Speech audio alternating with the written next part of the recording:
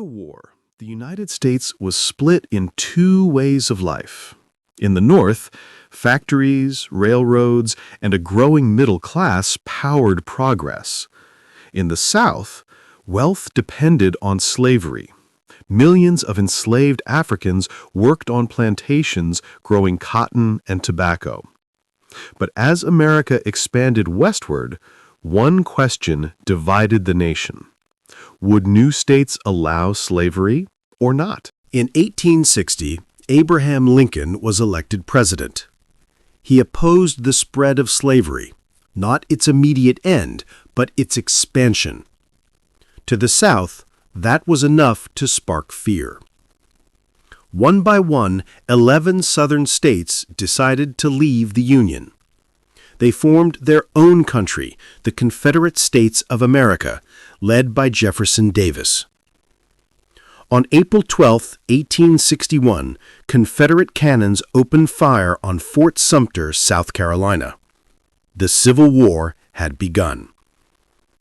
President Lincoln called for volunteers, and thousands joined. Fathers, sons, and brothers enlisted on both sides, believing they were fighting for freedom and honor. Brutal. At Bull Run, the Union was defeated. At Shiloh and Antietam, rivers ran red with blood.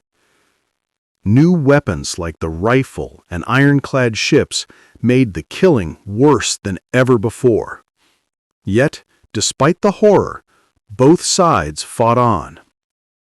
In 1863, Lincoln issued the Emancipation Proclamation, declaring all enslaved people in the Confederacy free. 1863, two mighty armies met at Gettysburg, Pennsylvania. For 3 days, 160,000 men fought in one of the bloodiest battles in American history. When the smoke cleared, the Confederates retreated, and the Union began to turn the tide. Months later, Lincoln stood on that battlefield and spoke just 272 words. "The world will little note nor long remember what we say here, but it can never forget what they did here." Those words became the Gettysburg Address, a reminder that America was conceived in liberty and dedicated to the proposition that all men are created equal. 1864, Union General William T. Sherman marched through Georgia, destroying Confederate supplies. He called it total war, to break the South's will to fight. Meanwhile, General Ulysses S. Grant pushed toward Richmond, the Confederate capital. The war was nearly over.